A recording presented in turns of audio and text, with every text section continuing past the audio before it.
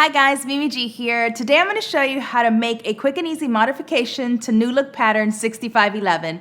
I just recently made this dress in a white linen for the blog and I loved it so much that I thought I'd show you how to do it too. Let's get started. Okay, so again, we're using New Look 6511 and I basically just made a dress. Now there is a dress version in this pattern, right? It's view C. The only difference for me is that this pattern has a short bodice and it has the longer ruffle. And I wanted a longer bodice and a shorter ruffle. So what I did is I extended the bodice and used the ruffle for view D. And I'm just going to show you really quickly how you can extend the bodice and then use the bottom portion to create a ruffle. I also ended up cutting 3 pieces of the ruffle because I wanted more of a gather, a little more fullness, and so those are the slight modifications that we're going to be making. So this is again New Look 6511 and I cut out the following pieces. Pattern piece number 2, which is the back of the bodice. Pattern piece number 1, which is the front, and this is cut on the fold. And then pattern piece number 7, which is the skirt front and back for views C and D, and I cut along the D line. So the cutting line for view D is where I cut. That's how long or wide I wanted, how tall I wanted my ruffle to be. You're also going to need a package of single fold bias binding for your neckline and your armhole, or you could choose to make your own. I usually just make my own if it's not for a whole lot. By cutting out bias strips that are 2 inches wide and then folding it just like you do your bias binding and then using this instead of the cotton sort of stiffer one that you get at your fabric store. So up to you. You're also going to need a ruler if you're going to extend the bodice, and you're going to need a chalk roller or marking pen. Now, if you like the shorter bodice and you just want to make this as it is, then just skip ahead to the sewing part and then sew along with me. If you want to make the modifications, we're about to do that now. Okay, so one quick thing to know, I'm using a seersucker fabric and I bought 1.5 yards more than listed on the pattern envelope because I wanted to make sure that I had enough to make a 3rd piece for a more fuller ruffle. So if you're doing the fuller ruffle, you might want to keep that in mind. And if, for example, view B, it says you should buy, if you are a size 8, buying what, a 1/4 yard and 7/8 of fabric. So you might want to add another yard to that if you plan on, like I said, making an additional ruffle piece so that you have a fuller bottom. So my fabric is on the fold. You're going to go ahead and place pattern piece number 1 on the fold of the fabric and use your pattern weights. Now if you're going to extend the bodice, then go ahead and follow. Like I said, if you're not going to extend it, then you can go ahead and skip to the sewing part. Basically what I'm going to do is I'm going to place my ruler. I'm going to be adding 6 inches to the length of this. So what I'm going to do is I'm going to make sure that I'm 6 inches from the bottom of my pattern, and then I'm going to extend out 1 inch. So my pattern is touching my underarm and it's going out about 1 inch where this is. You can see that on my ruler, and then it's extending 6 inches because I want to also create a little fullness in the skirt, in the bodice portion too. And now from there I'm going to measure down 6.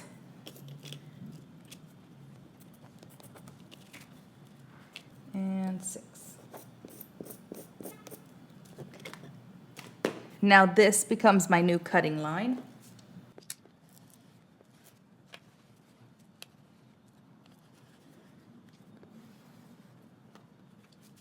Now go ahead and transfer any markings, any dots, any darts, and you're going to extend your back piece the same way. Okay, now you're going to go ahead and cut out your ruffle. So pattern piece number 7, my fabric is still on the fold. Place the pattern piece on the fold of the fabric. And depending on how full you want the bottom of your little dress to be, you can cut just 2 of these as indicated on the pattern. You can cut 3. You could cut 4 if you wanted. I think I'm going to cut 3. I have enough fabric to cut 3, so I'm just going to cut 3 of these on the fold. Now because I want full gathers, and my fabric is, I think, only maybe 49 inches wide, I'm going to go ahead and take it all the way down to the selvage edge.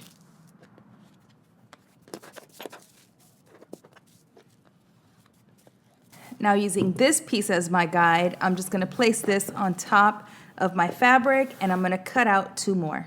Okay, we're gonna start with our front bodice piece. So go ahead and make your darts on your bodice, and then we're going to attach front to back at the shoulder.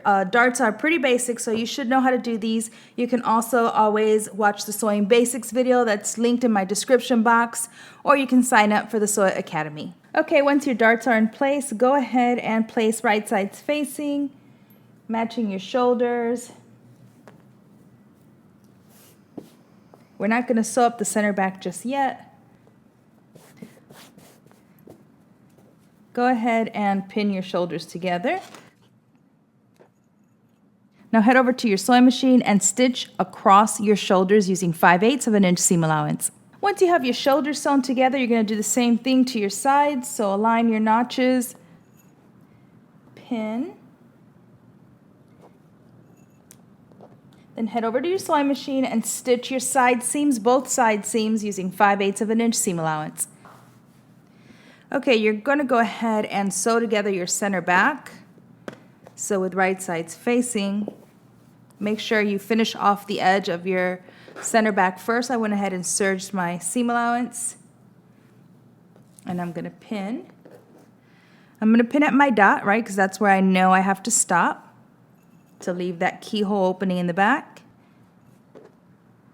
Okay, now starting at the bottom, go ahead and stitch up your center back, stopping at your dot using 5/8 of an inch seam allowance. Okay, go ahead and press your seams open and then continue pressing the opening 5/8 of an inch. We're going to set this aside and we're going to start gathering the lower portion of our skirt. So I went ahead and did 4 because my fabric is pretty lightweight. But if you were doing 3, you're going to just attach them all so that you have one really long piece, and then you just gather it in sections. So I'm going to do 2 at a time. So with right sides facing, I'm going to go ahead and pin one short end to one short end. And then using 5/8 of an inch seam allowance, you're going to stitch this down. Then we're going to go ahead and open this, and we're going to gather along the top edge. Okay, in order to do 2 rows of gathering, I have my machine set to the longest stitch my machine makes, which is a 5.0 millimeter. I'm also starting 5/8 of an inch from the end because we have a seam allowance, right? We're still pinning, or going to be sewing these together. So I want to start beyond my seam allowance. And I'm sewing my first row of stitches 5/8 of an inch down from the cut edge. Back stitch at the beginning, but not at the end.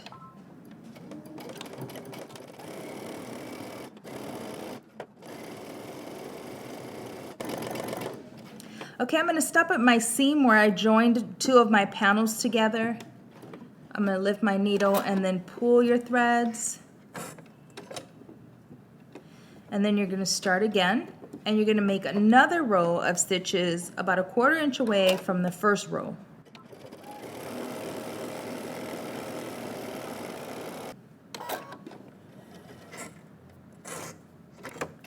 You're going to create the same 2 rows on the remaining panels. Okay, if you're doing 3 panels for the ruffles, you should have all 3 panels sewn together along one end. It's not completely closed out. As you can see, it's just one long strip. We'll close it out in just a second when we'll be working with a circle.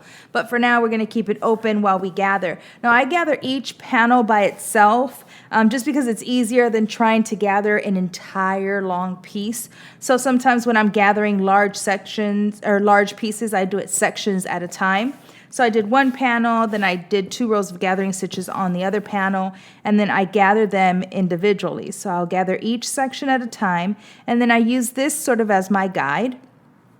So I could sort of pull, gather, and then see how much more I need to pull to make it fit.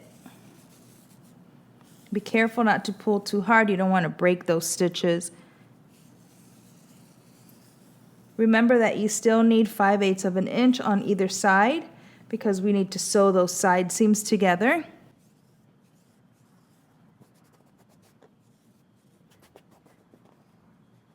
Now you gather the other side.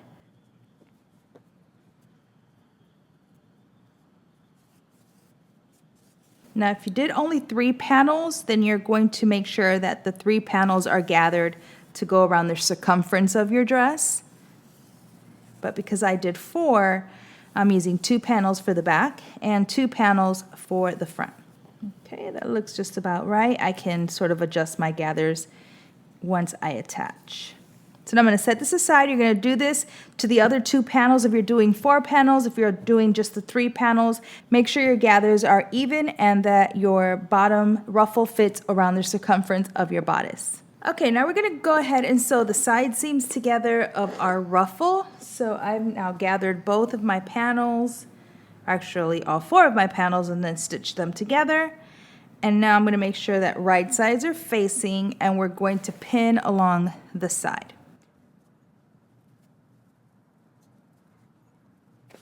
Pin the other side. Okay, now go ahead to your sewing machine. You're going to stitch your side seams 5/8 of an inch seam allowance, and then we're going to attach our ruffle to our bodice. Okay, I turned my bodice right side out, and I'm just going to slip my ruffle over, making sure right sides are facing, of course. And then I'm going to pin matching my side seams. So seam line to seam line.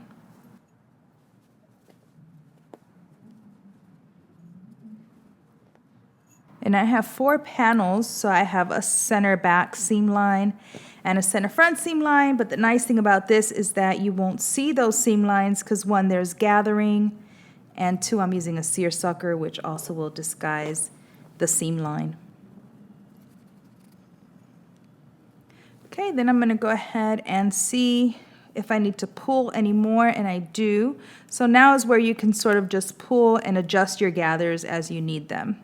And then continue pinning until you have the entire ruffle pinned to the bottom of your bodice. Okay, now that I have it all pinned evenly around, I'm going to go ahead and stitch using 5/8 of an inch seam allowance. Okay, I'm starting at one side seam using a normal length stitch of 2.5 and back stitching at the beginning and at the end. We're going to stitch all the way around. I like to stitch with my gathering looking up towards me so that I can adjust as I go, and also to make sure when you're doing that you don't get any puckers underneath.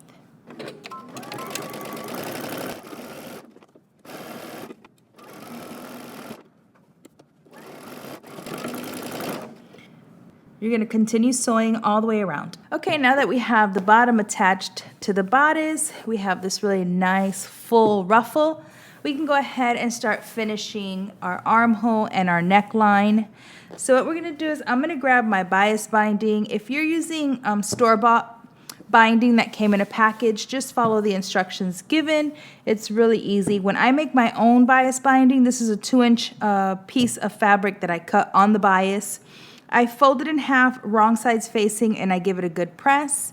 I stitch the ends together to create a circle, of course, and then I go ahead and pin and sew. Now I'm going to show you my method using my handmade bias binding. So you can also, as an option, take your store-bought bias binding, press it open, and then press it in half like I'm about to. Okay, with wrong sides facing, I'm going to go ahead and close out my bias tape. I use 3/8 of an inch seam allowance. And now that I have it in a circle, I'm going to press my seam open, and then I'm going to press this all the way around in half. Okay, so I have my binding pressed in half. Now, normally we pin on the right side of the fabric so that when we sew it, the binding goes to the inside and you don't see it.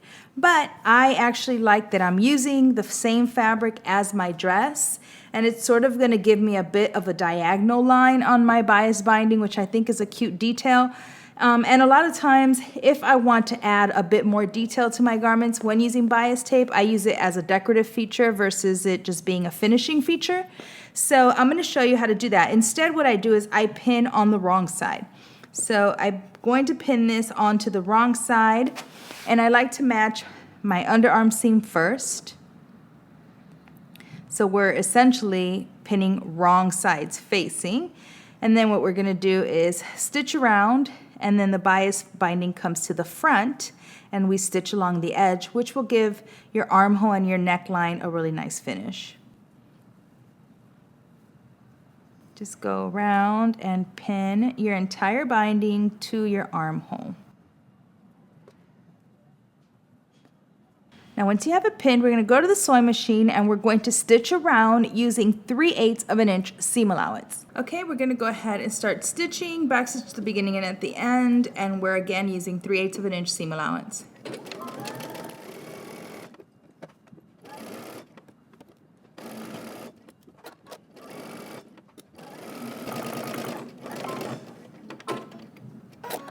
You're going to stitch your other armhole the same way. Okay, now what you're going to do is you're going to now use your bias binding to fold it to the front.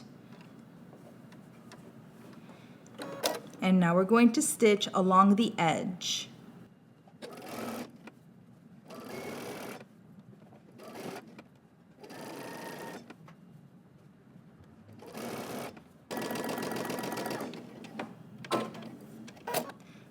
Now give it a good press and you're going to do the other armhole the same way. Okay, I have one long piece of bias binding and now I'm going to do the same thing but to the neckline. So I'm just going to find the middle point and I'm going to pin to the wrong side of my neckline.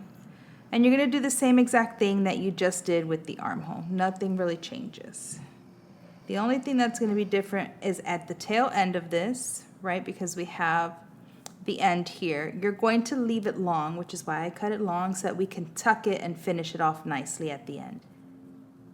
So you're going to go ahead and pin and then sew 3/8 of an inch seam allowance all the way around, turn it over and edge stitch again just like we did for the armhole. Make sure that pressed edge along the center back is opened out. You want it nice and open all the way so that we can turn that tail end to the inside. Okay, so just make sure to open out that center back that we pressed. Okay, now you can see that I left about 5/8 of an inch extending on my bias after I've stitched it down.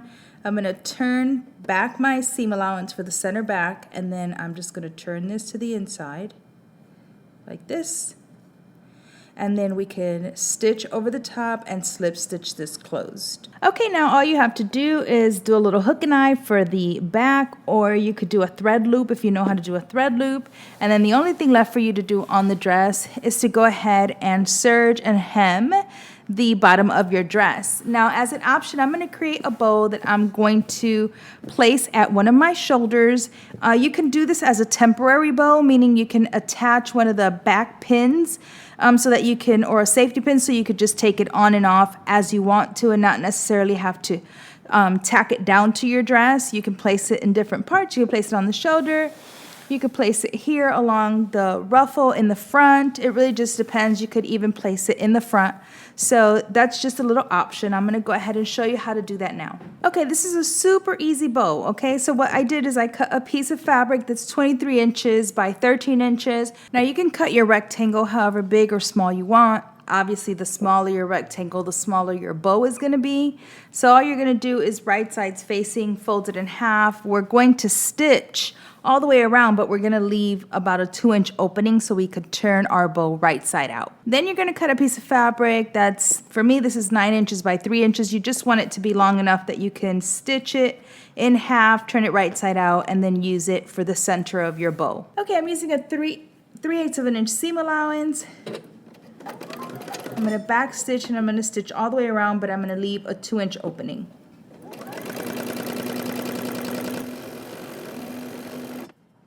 I'm going to back stitch, break my thread.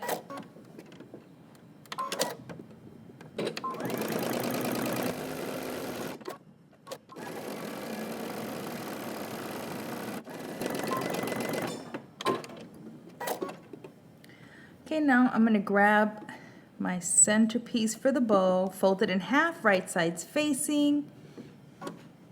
Again, 3/8 of an inch seam allowance.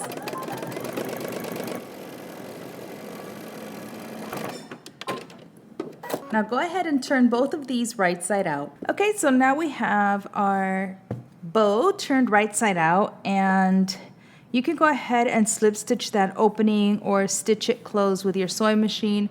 I did it right in the middle, so this piece is actually going to cover that area for me, so it just depends on whether you want to do it or not. So what you're going to do is you're just going to pull this in the center. You're going to put your little tie in the middle.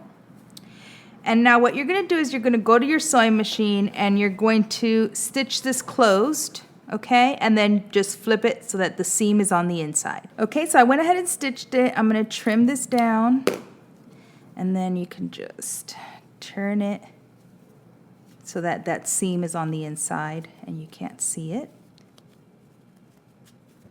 Adjust.